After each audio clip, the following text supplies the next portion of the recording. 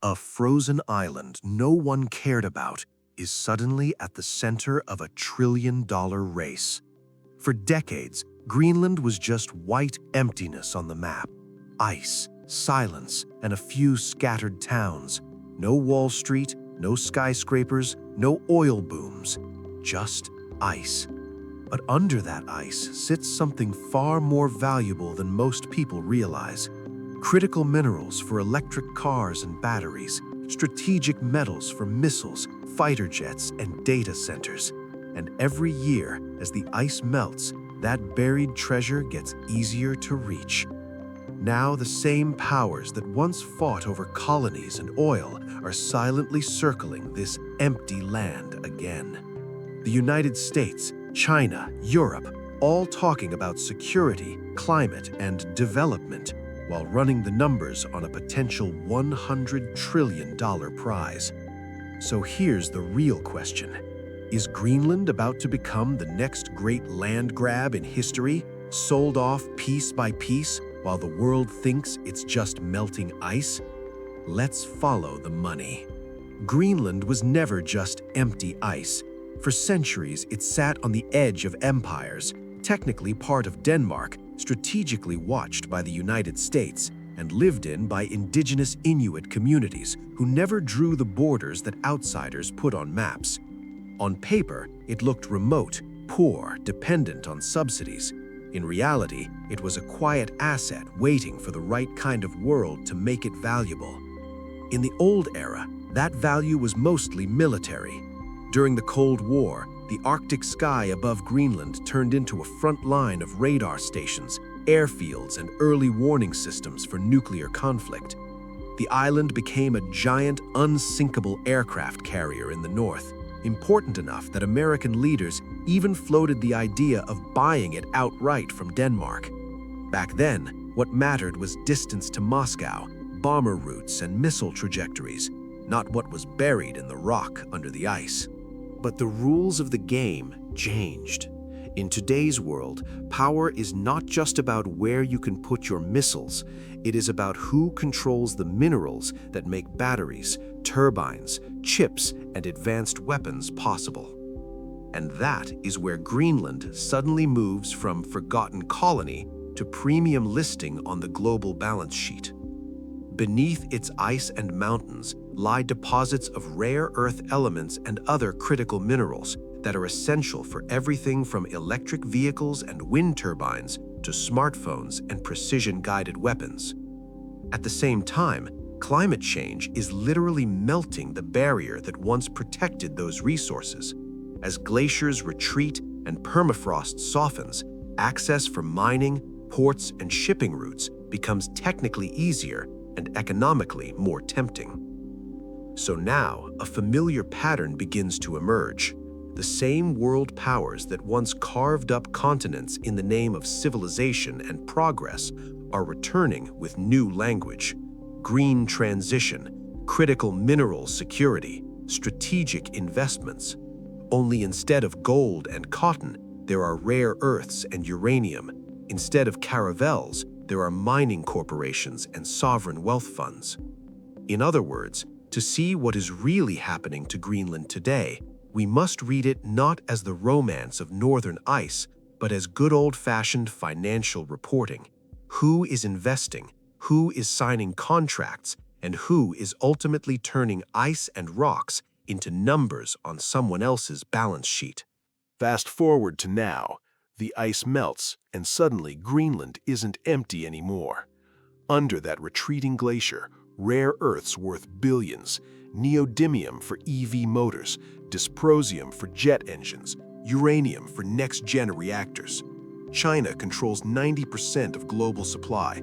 That's America's nightmare. No rare earths, no F-35s, no Teslas, no AI chips. Greenland has 25% of the world's untapped deposits. Melting ice equals mining jackpot. Costs drop 30 to 50% as ports open year-round. US moves first. Thule Air Base expands. Mining licenses pushed. Trump 2.0 revives Buy Greenland talk. China counters $100 million plus infrastructure deals. ports, roads, power grids. Denmark clings with sustainable mining rhetoric while blocking rivals. Pattern repeats. Help locals develop equals secure concessions. Risks on ice, profits offshore. Same as oil sands, same as lithium triangles. Transition, but who pays when paradise turns toxic? Numbers tell the story. Kvanefjeld deposit, 11% of global rare earths, 1 to 2 billion annual revenue potential. But extraction poisons water, kills reindeer herds. Inuit hunt 80% of their food. US pitch, security partnership. Translation, veto power on Chinese bids. China pitch, no strings loans. Translation, debt trap plus 50-year leases. Greenland gov, independence dreams, but 60% GDP from Danish subsidies. Mining equals freedom or sellout. Flashback parallel, 1803 Louisiana. Empty land flipped for $15 million. Today, $20 trillion asset. Greenland next? Local voices crack. Our ice is melting. Their profits are freezing us out. So who's buying, and at what cost to the 57,000 souls on the ice? 57,000 Inuit live here. Hunters, not miners. Their world, sea ice for seals, fjords for fish. Climate melts that. Mining poisons the rest. Gov promises 2,000 jobs, new schools, independence cash. Reality, tailings lakes leak forever. Reindeer die. Cancer rates spike 300% near test sites. Inuit split. Elders say, the land is us. Youth say, end Danish handouts. 2021 referendum, 53% back mining if green. But greenwashing hides the math. $12 billion project, locals get 10% royalties max. US dangles bases plus tech. China builds hotels plus debt. Denmark sues to block both. Classic trap. Play powers off each other, lose anyway. Like Osage oil, locals rich on paper, dead in reality. Quote from Nuke fisherman, ice was our prison, mining makes it our grave. Final math, who's walking away with the $100 trillion pie?